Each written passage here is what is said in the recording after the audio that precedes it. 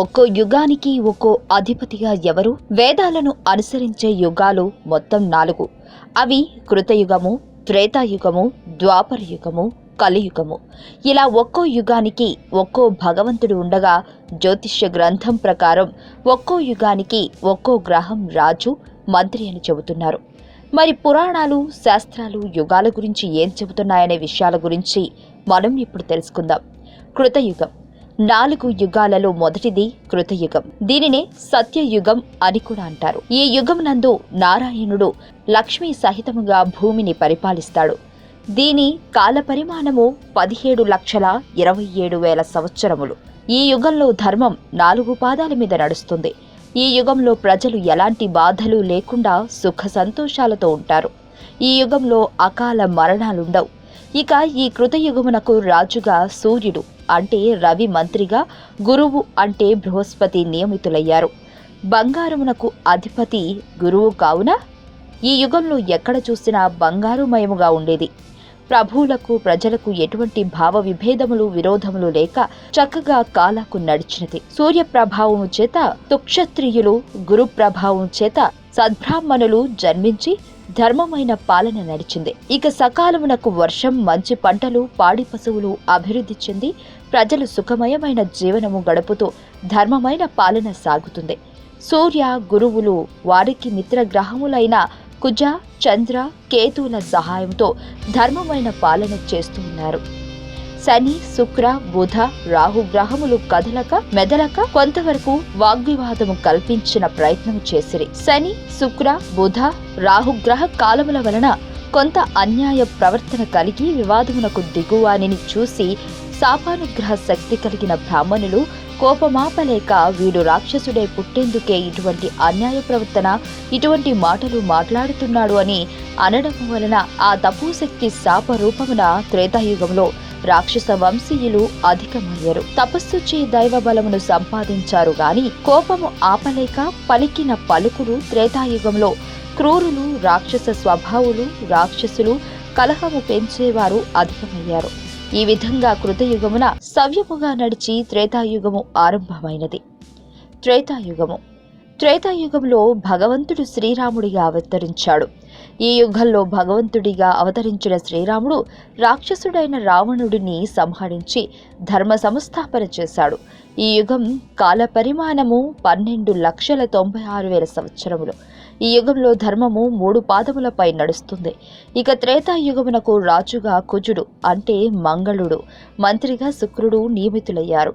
కుజుడు పురుష కారకుడు, యువకుడు, యుద్ధప్రియుడు, సుక్షత్రియుడు, బాహుబల పరాక్రమవంతుడు, సత్యము పలుకువాడు, రాజుగా ఆచారమునకు కట్టుబడి ఉండక తిరుగువాడు. రాక్షస గురువు అయిన శుక్రాచార్యుడు స్త్రీలకు కారకుడు, మాయామంత్ర తంత్రవాది కుజునకు పరమ శత్రువు అయిన శుక్రుడు మంత్రిగా కాలము పరిపాలించవలసి వచ్చింది. రాక్షస గురువు శుక్ర బలమున దుష్టశక్తి, మాయామంత్రం ప్రభావం చేత రాక్షసులను పురిగొలిపి యజ్ఞయాగాది క్రతువులకు, తపస్సంపన్నులకు, రూపవంతులైన స్త్రీలకు, బ్రాహ్మణులకు విపత్తులు కల్పించి బాధించేవాడు. రాజు మాట మంత్రికి, మంత్రి మాట రాజుకు పడకపోవడం చేత మంత్రులు క్రూర స్వభావులై రాజ్య పాలనను భ్రష్టు పట్టించి స్త్రీ వ్యామోహము వలన కలహము పెంచి ప్రజలను పీడించి రూపవతులు ఆగు స్త్రీలచే యువకులకు ప్రాణహానిని కలిగించేవారు. 4 హంగులలో ప్రథమమైన మంత్రము, యజ్ఞయాగాదులు మొదలగు దైవ కార్యములు వాటిని జరిపించు బ్రాహ్మణ వంశములను అంతరించేలా చేసేవారు. ఇలా రాక్షసుల వలన, దుర్మార్గుల వలన, మంత్రి సామంతుల వలన త్రేతాయుగంలో 1/4 భాగము దెబ్బతింది.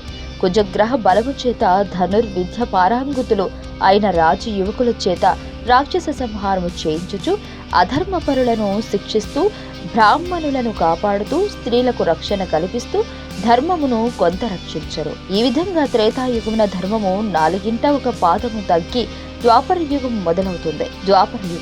ద్వాపర యుగంలో భగవంతుడు శ్రీకృష్ణుడిగా అవతరించాడు. ఈ యుగ కాల పరిమాణము 8,64,000 సంవత్సరములు. ఈ యుగంలో ధర్మము 2 పాదములపై నడుస్తుంది. ద్వాపర యుగమున రాజుగా చంద్రుడు, మంత్రిగా బుధుడు నియమితులైన పాలన చేస్తున్నారు. చంద్రుడు గురుగ్రహ వర్గమునకు చెందినవాడు. బుధుడు శనివర్గమునకు చెందినవాడు. వీరు ఒకరికి ఒకరు పడనివారు. బుధుడు చెడు విద్యలను రాక్షసులకు, దుర్మార్గులకు, దుష్టులకు ఇచ్చి సాధువుల, సజ్జనుల, రూపవతుల, పతివ్రతలకు, కన్యలకు అపకారము చేయువారిని పురుగొల్పుతాడు.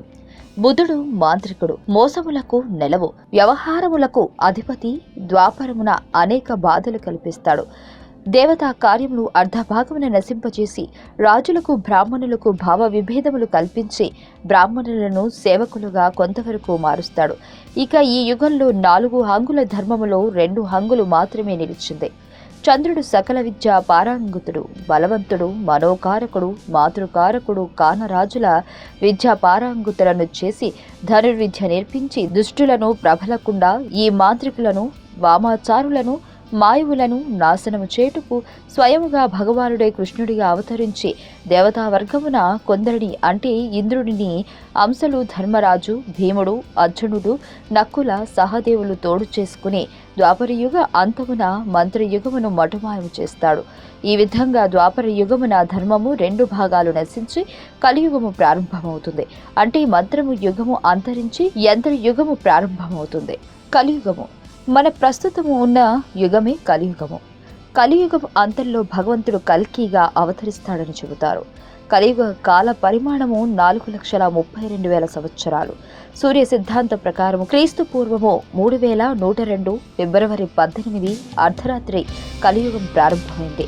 ఇదే సమయానికి శ్రీకృష్ణుడు తన అవతారాన్ని చాలించాడని హిందువులు భావిస్తారు. ఈ కలియుగమునకు రాజు శని, మంత్రులు రాహుకేతువులు. రాహుకేతువు ఇద్దరికీ ఒకరంటే ఒకరికి పడదు. రాహువు శనికి మిత్రుడు. కొంతకాలము రాహువు మంత్రిగా, కొంతకాలము కేతువు మంత్రిగా పాలన చేస్తున్నారు. 4 ధర్మశాస్త్రములు అదృశ్యమవ్వగా అప్పుడు కలియుగము ముందుకు నడిచెను.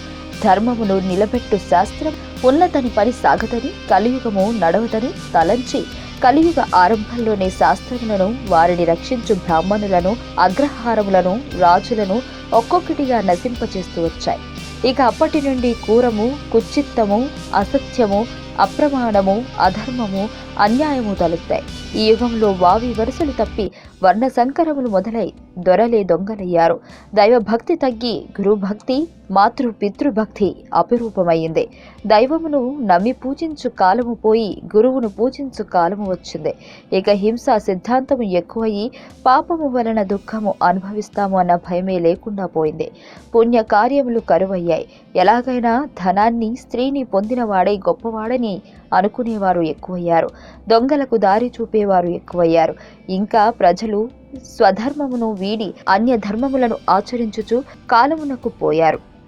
వర్ణ ద్వేషాలు, మతద్వేషాలు పెరిగాయి. మంచివారు దుర్మార్గులచే పీడించబడుతున్నారు. అయితే కేతువు మంత్రిగా ఉన్న ఈ కాలంలో కొంతమంది ధర్మాత్ములు పుట్టి లోకమునకు మంచి మార్గమును చూపెట్టు పనులు చేస్తున్నారు. ఈ విధంగా కలియుగం మంచి అనేది చోటు లేకుండా అధర్మానికి మొగ్గు చూపుతూ నడుస్తుంది. కలియుగం అంతంలో భగవంతుడు కల్కిగా అవతరించి తిరిగి సత్యయుగం స్థాపనకు మార్గం సుగమము చేస్తాడని చెబుతారు. ఈ వీడియో మీకు నచ్చినట్లయితే లైక్ చేయండి, షేర్ చేయండి. మరిన్ని అప్డేట్స్ కోసం మా ఛానల్ ని సబ్స్క్రైబ్ చేయండి.